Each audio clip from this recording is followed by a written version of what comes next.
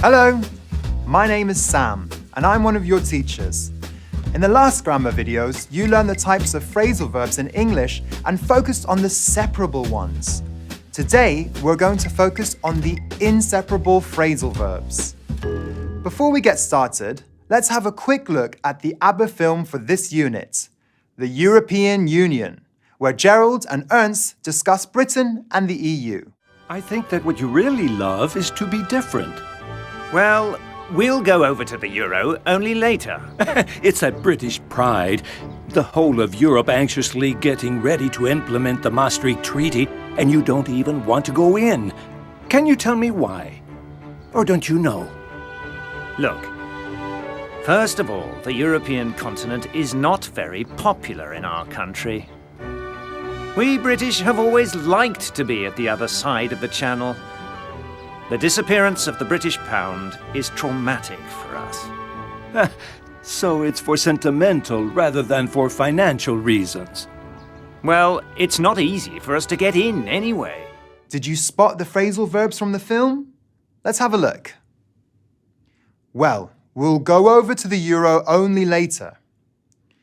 The whole of Europe getting ready to implement the Maastricht Treaty, and you don't even want to go in? Well, it's not that easy for us to get in anyway. Let's look at some examples with the phrasal verb hold on. Hold on a moment. I'm nearly ready. Please hold on. I'll see if he's here. If you hold on, I will take you in my car. As you can see, there is no direct object, so the two parts of the phrasal verb cannot be separated. Let's practice by looking at more examples with inseparable phrasal verbs. To stand for means represent or mean. For example, what do the letters NATO stand for? Our company stands for excellence and service. The dove stands for peace and hope. To go with means to seem good in combination with something. Look, that tie doesn't go with that suit. Green never goes with red when you talk about fashion. Inseparable phrasal verbs in different tenses. Remember that phrasal verbs can be used in any tense. Let's now look at inseparable phrasal verbs in different tenses. To break down means to stop working. For example, sorry we are late, the car broke down on the way. The lift has broken down and we've had to use the stairs. The coffee machine is always breaking down. To go through means to examine something carefully. Let's see. I need to go through my notes before the presentation. I went through all my drawers, but I couldn't find it. He went through the report 10 times, but he still didn't understand it. To come back means to return from somewhere. For example, can you bring me a newspaper when you come back?